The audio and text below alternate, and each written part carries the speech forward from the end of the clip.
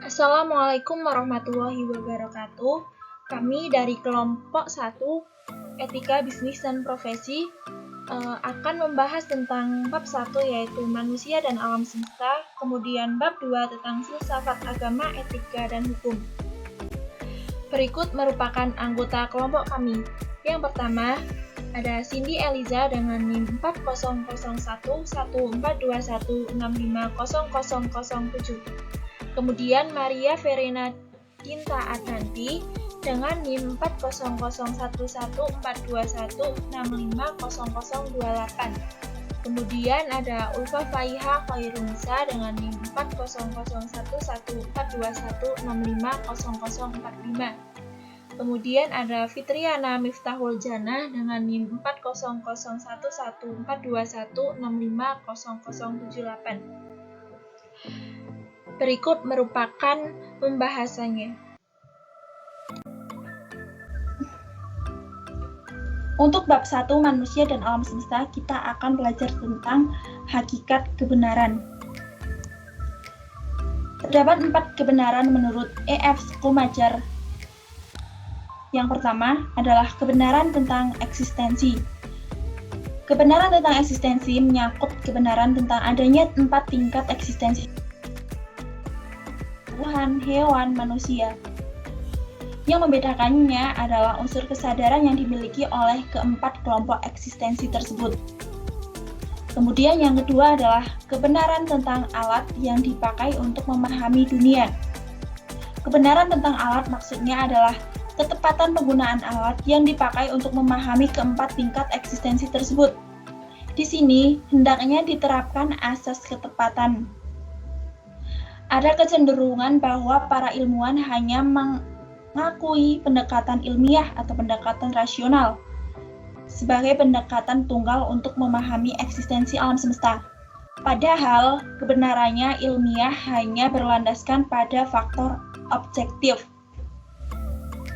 atau fakta yang dapat dibuktikan melalui panca indera.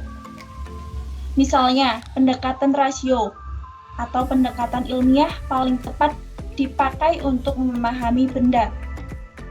Namun, tidak sepenuhnya tepat dipakai untuk memahami pola kerja biologis, etika, kesadaran spiritual, hakikat manusia, apalagi untuk memahami Tuhan. Kemudian yang ketiga adalah kebenaran tentang cara belajar tentang dunia. Kebenaran tentang cara belajar yang menyangkut dunia akan berbeda untuk 4 bidang pengetahuan. Yang pertama, saya batin. Yang kedua, saya lahiriah. Yang ketiga, dunia batin. Yang keempat, dunia lahiriah atau materi. Kemudian yang keempat adalah yang dimaksud dengan hidup di dunia. Dalam kebenaran tentang hidup di dunia dijumpai 2 corak masalah, yaitu masalah konvergen yang bertitik temu. Nah, bertitik temu ini maksudnya yaitu suatu yang dapat dipecahkan secara menyeluruh. Yang kedua, masalah divergen atau bertitik pisah, yaitu suatu yang selalu berlawanan. Kedua masalah ini tentunya tidak dapat dipecahkan dengan cara yang sama. Jadi intinya adalah bahwa ada berbagai tingkat eksistensi alam dan tingkat eksistensi kesadaran. Oleh karena itu, untuk menemukan hakikat kebenaran tidak cukup hanya dengan mengandalkan pendekatan ilmiah atau rasional. Materi selanjutnya adalah hakikat eksistensi. Ada kecenderungan yang disodorkan oleh sains modern, yaitu suatu paham yang sering disebut sebagai materialistik, mekanistik, dan deterministik, yang memandang dunia fisik atau dunia materi sebagai satu-satunya keberadaan yang diakui oleh ilmu pengetahuan. Dengan memanfaatkan pengetahuan fisika kuantum, R.B. Sentano 2007 mengemukakan lapisan atau tingkat keberadaan suatu benda atau alam semesta dikaitkan dengan alam kehidupan manusia seperti pada gambar. Nah, dari gambar di atas tersebut nampak bahwa benda adalah sesuatu yang tampak. Nah, sedangkan alam semesta adalah sesuatu yang tidak tampak. Ada juga nasib seseorang. Nah, nasib seseorang adalah sesuatu yang tampak, tetapi perasaan seseorang adalah sesuatu yang tidak tampak. Nasib seseorang dapat mencerminkan karakternya, dan karakter seseorang berasal dari kebiasaan dan tindakannya. Tindakan seseorang ditentukan oleh pikirannya. Sedangkan pikiran seseorang hanya sangat dipengaruhi oleh perasaan emosinya, dan pada akhirnya tingkat kematangan emosi atau perasaan seseorang akan mencerminkan tingkat kematangan kesadaran spiritual seseorang.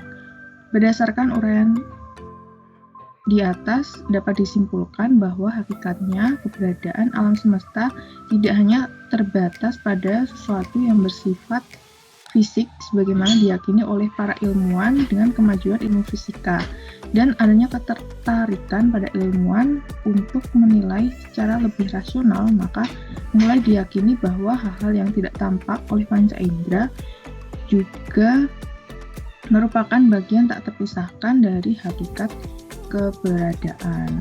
Seperti itu.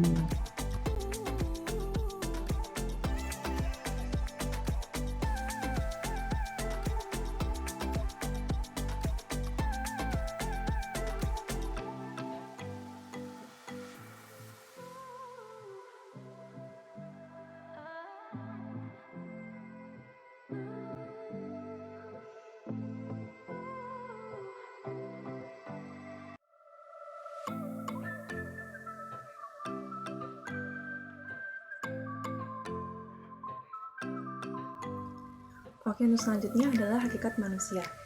Hakikat manusia ini adalah sebuah gagasan atau konsep mengenai eksistensi manusia di dunia ini. Seperti manusia sebagai makhluk Tuhan. Nah, ini maksudnya adalah manusia itu adalah makhluk paling sempurna yang pernah diciptakan oleh Tuhan Yang Maha Esa. Jadi manusia itu adalah subjek yang memiliki kesadaran, penyadaran diri, lalu ada pikiran dan akal budi. Lalu yang kedua, manusia sebagai kesatuan badan roh. Nah, ini maksudnya adalah manusia itu hidup dalam ruang waktu, sadar diri akan lingkungannya, terus punya kebutuhan, punya insting, punya nafsu, punya tujuan. Nah, selain itu manusia itu juga punya potensi untuk memiliki iman dan ketakwaan kepada Tuhan Yang Maha Esa. Lalu punya potensi untuk berpikir, punya potensi untuk berperasaan, punya potensi untuk memiliki kehendak, dan lain sebagainya. Lalu manusia sebagai makhluk individu itu adalah manusia. Sebagai individu, manusia itu adalah satu kesatuan yang tidak dapat dibagi. Manusia itu memiliki perbedaannya sendiri dengan manusia yang lainnya, sehingga bersifat unik dan merupakan subjek yang otonom. Yang terakhir adalah manusia sebagai makhluk sosial. Ini adalah manusia itu memiliki hubungan, interaksi, komunikasi, dan bersosialisasi dengan sesama manusia lainnya. Oke, lalu McDavid and Henry mengelompokkan 4 teori psikologi tentang manusia. Yang pertama ada psikoanalisis. Nah, psikoanalisis ini menggambarkan manusia sebagai makhluk yang digerakkan oleh keinginan-keinginan yang terpendam atau homo volensi. Nah, dari sudut pandang psikologi, psikoanalisis ini berfungsi untuk menganalisis perkembangan kepribadian, sosialisasi, agresi kebudayaan maupun perilaku seseorang. Nah, yang kedua ini ada behaviorisme. Behaviorisme itu menganggap manusia digerakkan semuanya oleh lingkungan atau homo mekanik. Teori ini juga menganggap bahwa manusia itu sebagai manusia mesin karena perilakunya ditentukan dan dibentuk oleh lingkungan di sekitarnya. Jadi teori ini juga disebut juga dengan teori belajar karena seluruh perilaku manusia ini kecuali insting itu adalah hasil belajar dari lingkungan mereka. Jadi teori ini menganalisis perilaku manusia berdasarkan perilaku yang nampak serta dapat diukur. Nah, lalu yang ketiga ada kognitif. Ini menganggap manusia sebagai makhluk berpikir yang aktif, mengorganisasikan dan mengolah stimulasi yang diterimanya serta berubah memahami lingkungannya atau homo sapiens. Nah, manusia itu tidak lagi dianggap sebagai makhluk yang bereaksi secara pasif terhadap lingkungannya, tapi teori ini juga mempelajari bagaimana cara manusia menerima, mempersepsi, menalar, mengingat, dan memikirkan tentang informasi yang mereka dapat. Nah, lalu yang keempat ada humanisme, itu melukiskan manusia sebagai pelaku aktif dalam merumuskan strategi transaksional dengan lingkungannya atau homo ludens. Di sini maksudnya adalah dijelaskan bahwa manusia itu memiliki konsep I-thou relationship, bukan I-it relationship, yang menunjukkan bahwa pentingnya hubungan seseorang dengan orang lain sebagai pribadi antar pribadi, bukan pribadi antar benda. Baik, selanjutnya saya akan menjelaskan mengenai hakikat otak dan kecerdasan. Otak adalah organ tubuh manusia yang paling kompleks dan punya kemampuan yang luar biasa. Nah, kenapa disebut begitu? Karena otak ini memiliki fungsi untuk memproduksi pikiran sadar, terus memiliki pilihan bebas, menyimpan ingatan, mengendalikan organ tubuh manusia maupun panca inderanya, dan lain-lain sebagainya. Lalu menurut Roger Wilkes-Barre, ada dua bagian otak. Yang pertama adalah otak kiri. Nah, otak kiri ini punya fungsi berpikir secara kognitif dan rasional dengan karakteristiknya yang sifatnya logis, terus matematis, analitis, intelektual, dan lain-lain. Nah, otak kiri ini lebih banyak berfungsi dan dominan dalam hal logika, matematika, maupun perhitungan. Dan fungsi yang selanjutnya adalah mengontrol sistem motorik tubuh bagian kanan. Lalu bagian otak yang kedua adalah otak kanan. Nah, otak kanan ini memiliki fungsi untuk berpikir secara afektif dan relasional, yang mana hal ini tuh berkaitan dengan perasaan dan emosi seseorang. Nah, karena otak kanan ini memiliki karakteristik yang kualitatif, terus kreatif, imajinatif, intuitif, makanya otak kanan ini sangat cocok untuk aktivitas yang berbau dengan kreativitas, contohnya seperti seni. Nah, yang kedua, otak kanan itu memiliki fungsi untuk mengontrol gerak tubuh sebelah kiri.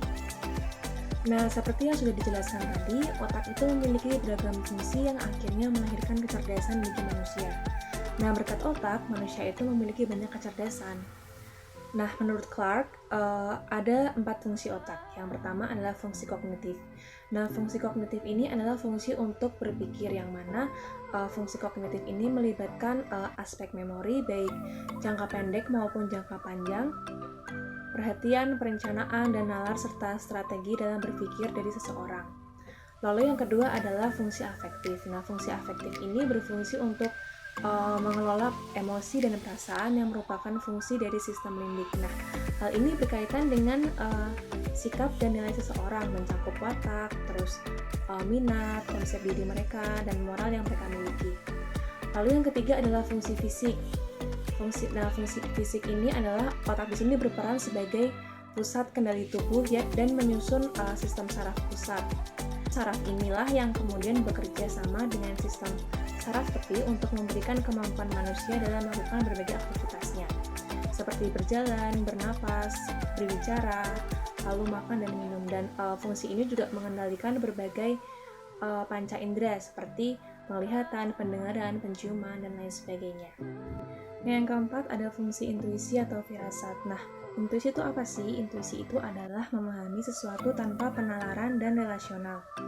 Intuisi itu adalah firasat yang terbentuk dari pikiran bawah sadarnya manusia.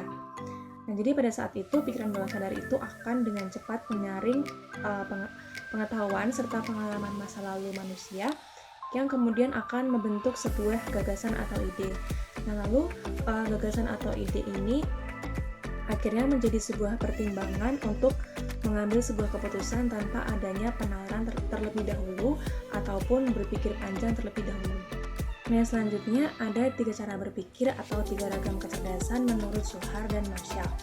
Nah, yang pertama adalah proses berpikir seri atau otak intellectual quotient atau IQ. Nah, di sini menggambarkan cara berpikir yang linear, logis, dan tidak melibatkan perasaan. Nah, hal ini tuh bisa jadi alat yang efektif untuk mengeksplorasi dunia fisik seperti ilmu pengetahuan ataupun juga mengumpulkan modal material. Lalu yang kedua adalah berpikir asosiatif atau otak emotional quotient atau EQ.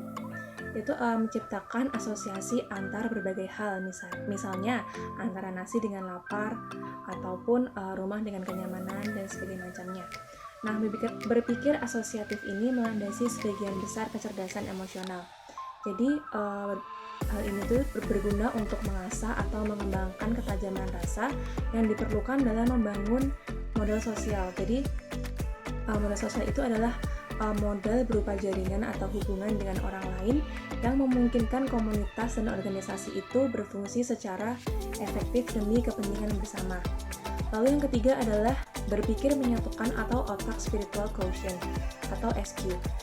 Nah, ini tuh pengintegrasian antara fungsi IQ dan EQ sehingga dapat diperoleh suatu makna atau penyadaran diri. Nah, di sini tuh Sinetar menyebutnya sebagai kesadaran diri di mana individu itu terus-menerus mengaktualisasikan dirinya. Jadi kesadaran ini tuh akan memupuk individu untuk selalu tumbuh secara optimal. Nah, hal ini juga berguna untuk memupuk modal spiritual manusia, yaitu modal yang merefleksikan berbagai nilai bersama, visi bersama, dan tujuan mendasar dalam kehidupan umat manusia yang lebih dalam. Modul selanjutnya adalah hakikat pikiran dan kesadaran. Nah, menurut Jalaluddin Rahmat pada tahun 2001 itu melihat bahwa proses berpikir itu sebagai komunikasi intrapersonal yang meliputi sensasi, persepsi, memori, dan berpikir. Nah, sensasi itu merupakan alat penginderaan yang melalui panca indera itu menghubungkan organisme atau manusia dengan lingkungan. Lalu persepsi itu adalah proses pemberian makna pada sensasi sehingga manusia memperoleh pengetahuan baru. Memori itu adalah proses menyimpan informasi dan memanggilnya kembali. Dan yang terakhir, berpikir itu adalah mengolah informasi dan memanipulasikan informasi tersebut untuk memenuhi kebutuhan atau memberikan respons. Nah, dalam Alkitab, sebagaimana dikutip oleh Hart itu mengatakan bahwa kita itu adalah produk dari pemikiran kita sendiri. Nah, Hart itu juga menyatakan bahwa pikiran itu berpengaruh dalam pembentukan spiritual dan emosi seseorang. Jadi, pikiran itu menentukan siapa diri kita dan bagaimana nilai kita sebagai seorang individu. Jadi, pikiran itu juga menentukan baik buruknya watak seseorang, positif atau negatifnya perilaku seseorang, atau bahkan seseorang itu tuh menuju ke kesadaran yang lebih tinggi atau justru ke kesadaran yang lebih rendah. Nah, di sini Herbert Sentano mengatakan bahwa berpikir rasional itu bukan kemampuan tertinggi yang dimiliki oleh manusia, melainkan kesadaran murni. Nah, tentu kesadaran ini tuh sendiri membawa pengaruh dalam aktivitas manusia, baik dalam berpikir maupun dalam berperilaku. Selanjutnya, Krishna itu membagi tingkat kesadaran manusia menjadi 5 lapisan. Yang pertama adalah lapisan kesadaran fisik. Nah, hal ini tuh berhubungan dengan tubuh jasmani manusia yang ditentukan oleh makanan. Lalu yang kedua adalah lapisan kesadaran psikis. Ini didasarkan atas energi dari udara yang disalurkan melalui pernapasan. Dan yang ketiga adalah lapisan kesadaran pikiran, yaitu kesadaran pikiran rasional dan emosional. Lalu yang keempat ada lapisan intelijensia, tapi bukan dalam hal intelek, itu menyangkut kesadaran hati nurani atau budi pekerti. Lalu yang kelima adalah lapisan kesadaran murni atau kesadaran transendental. Itu merupakan hasil akhir pemekaran kepribadian manusia yang merupakan tingkat tertinggi yang dapat dicapai oleh manusia. Nah, yang selanjutnya adalah tujuan dan makna kehidupan.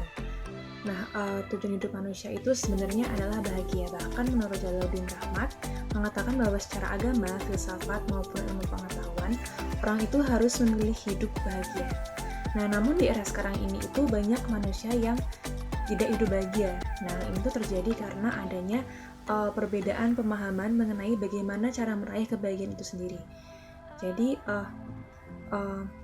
bahagia menurut orang-orang itu pasti berbeda, dan perbedaan pemahaman ini itu berkaitan dengan kesadaran manusia. Nah, tapi proses kesadaran manusia ini tuh sulit untuk diukur karena kematangan diri itu hanya dapat dirasakan oleh yang bersangkutan melalui refleksi dan introspeksi diri. Nah, hal ini tuh sama seperti yang dikatakan oleh Sutrisna dan Ibnu Arabi yang telah membagi 4 tingkat kesadaran berdasarkan pengalaman dan pemahaman akan hakikat kehidupan.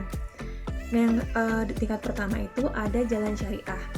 Nah, itu adalah tahap di mana seseorang itu secara taat mengikuti hukum-hukum moral atau hukum keagamaan dalam kehidupan sehari-hari. Nah, di tahap ini itu orang akan taat mengikuti ajaran agama secara lahiriah.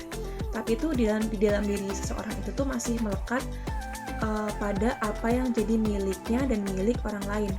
Jadi punyamu ya punyamu dan punyaku ya punyaku gitu. Lalu di tingkat kedua itu ada jalan tarikah. Tahap ini tuh adalah tahap di mana seseorang mencari kebenaran melalui jalan tanpa rambu. Jadi itu maksudnya adalah mencari kebenaran dengan pengalaman langsung. Nah, di sini tuh akan muncul rasa kebersamaan. Nah, kalau tadi kan punyamu ya punyamu, punyaku ya punyaku, maka sekarang menjadi punyaku adalah punyamu dan punyamu adalah punyaku. Jadi semua itu adalah kepunyaan bersama. Lalu di tingkat ketiga ada jalan hakikah. Ini adalah tahap di mana seseorang itu telah memahami makna terdalam dari praktik syariah maupun tarikah. Nah, di tingkat ini tuh manusia tidak lagi merasa melekat pada yang namanya materi. Jadi manusia punya kesadaran bahwa tidak ada lagi yang namanya punyaku ataupun punyamu. Yang selanjutnya adalah tingkat keempat atau jalan marifat. Itu adalah tahap di mana seseorang itu telah mempunyai kearifan dan pengetahuan terdalam mengenai kebenaran spiritual. Nah, di tahap ini tuh seseorang tuh menyadari bahwa tidak ada lagi aku dan kamu. Jadi manusia menyadari bahwa kita semua itu adalah kepunyaan Tuhan. Dan tubuh dan pikiran ini pun kepunyaan Tuhan. Bahkan segala hal di alam semesta ini adalah kepunyaannya Tuhan. Dan bahwa tidak ada satu orang pun yang dapat terpisah dari Tuhan. Yang selanjutnya adalah alam semesta sebagai satu kesatuan sistem. Nah, apa itu sistem? Nah, pengertian sistem menurut Kamus Bahasa Indonesia karangan Purwadarminto 1976 adalah 1. Sekelompok bagian alat dan sebagainya yang bekerja sama untuk melakukan suatu maksud, misalnya urat, syaraf dalam tubuh. Yang kedua, sekelompok pendapat, peristiwa, kepercayaan, dan sebagainya yang disusun dan diatur baik-baik, misalnya filsafat. Kemudian yang ketiga, cara atau metode yang teratur untuk melakukan sesuatu, misalnya pelajaran bahasa. Kemudian sistem memiliki ciri-ciri sebagai berikut menurut Jogiyanto pada tahun 1988. Yang pertama, mempunyai komponen-komponen. Yang kedua, ada batas suatu sistem atau boundaries. Yang ketiga, ada lingkungan luar sistem. Yang keempat, ada penghubung. Yang kelima, ada masukan, proses, dan keluaran. Kemudian, yang keenam, ada sasaran. Nah, inti dari pemahaman konsep sistem adalah bahwa setiap elemen, bagian, unsur, dan subsistem saling bekerja sama, mendukung, saling memerlukan, dan saling mempengaruhi satu sama lainnya dalam kerangka mencapai tujuan sistem secara keseluruhan. Manusia dan alam merupakan satu kesatuan yang tidak dapat dipisahkan. Perilaku manusia akan menentukan keberadaan dunia, alam semesta beserta seluruh isinya. Adalah etika dan spiritualitas. Banyak pakar etika yang membedakan antara etika dengan spiritualitas. Nah, makna etika menurut mereka adalah adat, kebiasaan, dan ilmu yang mempelajari hubungan perilaku manusia yang bersifat horizontal, yaitu hubungan manusia dengan manusia, manusia dengan lembaga atau institusi, manusia dengan alam, dan lembaga dengan lembaga lainnya. Sementara itu, spiritualitas adalah berhubungan dengan perilaku manusia yang bersifat vertikal, dalam arti hubungan manusia dengan Tuhan. Nah, pemahaman etika terpisah dengan spiritualitas itu sangat keliru. Setiap manusia harus menyadari bahwa kesempatan hidup di dunia hendaklah dimanfaatkan sebaik-baiknya untuk mencapai tingkat kesadaran Tuhan. Bila kesadaran spiritual telah tercapai, maka kesadaran etika dengan sendirinya akan tercapai. Materi selanjutnya yaitu hakikat filsafat. Filsafat terjemah dari bahasa Inggris filosofi yang berasal dari bahasa Yunani yaitu philos, philia, philem, love of, dan sophie atau sophos wisdom. Secara etimologis, filsafat artinya cinta atau mencintai akan kebijakan atau kebijaksanaan, love of wisdom. Karakter utama berpikir filsafat yaitu satu, sifatnya menyeluruh, mempertanyakan hakikat keberadaan dan kebenaran tentang keberadaan itu sendiri sebagai satu kesatuan Filsafat tidak begitu saja percaya bahwa ilmu itu adalah benar. Yang ketiga, sifatnya yang spekulatif, karena filsafat selalu ingin mencari jawaban bukan saja pada suatu hal yang sudah diketahui, tapi juga segala sesuatu yang belum diketahui.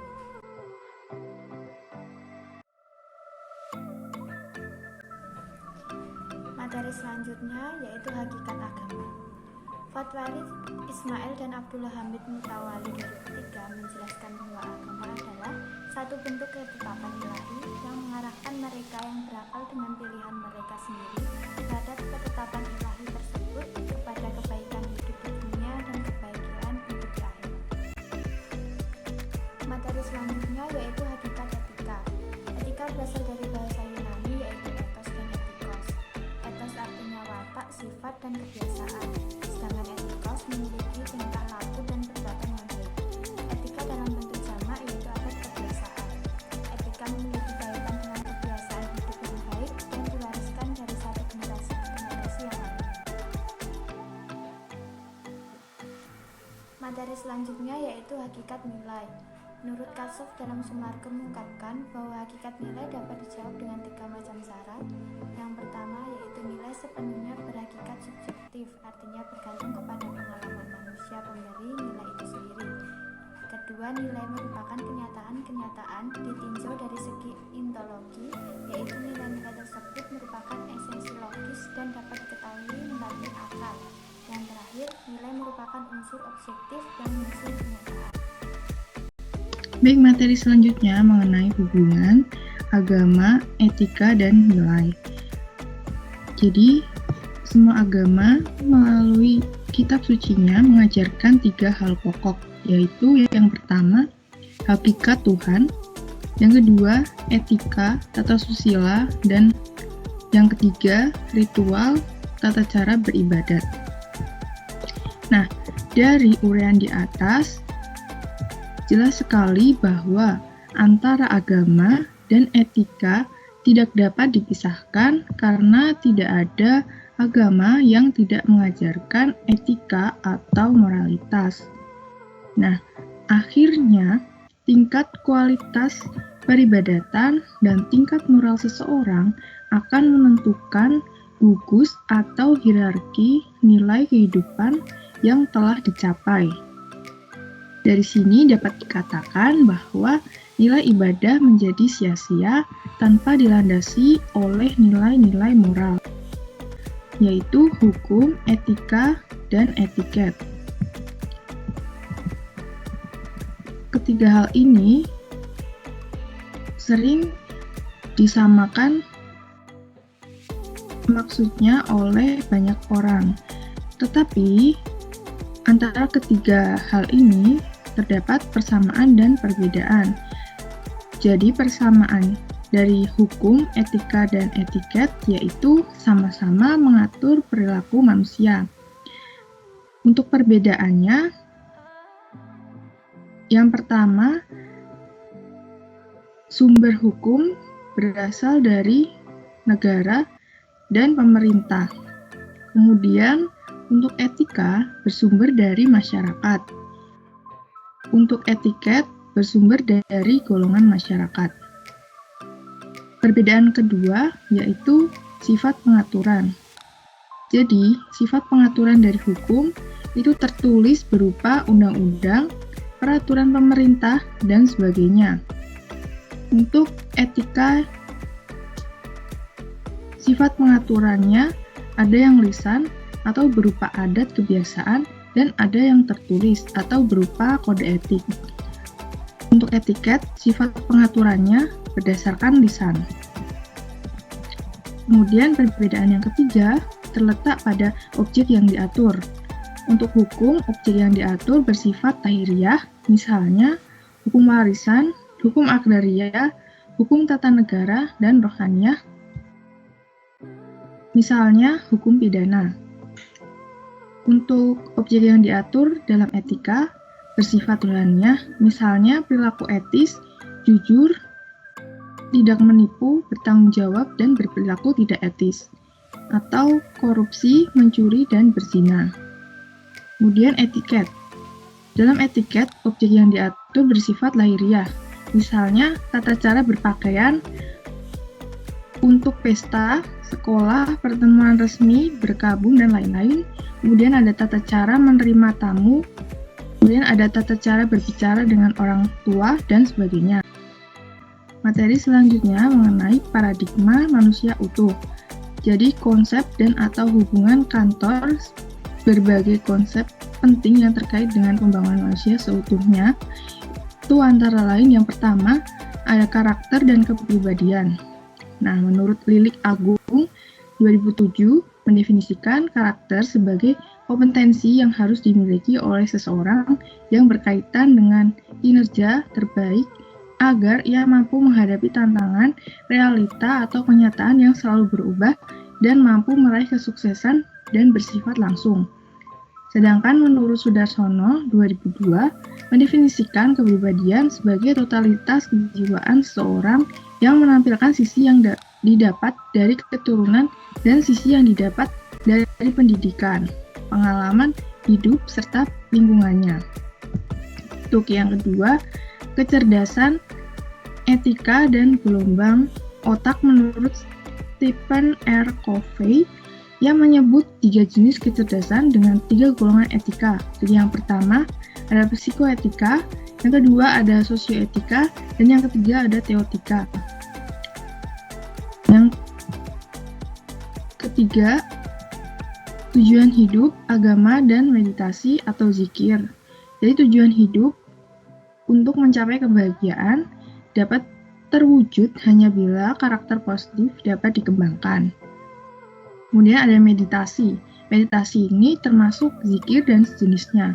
Nah, sebenarnya adalah upaya untuk mendiamkan suara percakapan dalam pikiran dan menemukan ruang yang tenang, menurut Rodenberg 2007. Karena dengan ketenangan pikiran akan memasuki gelombang alfa.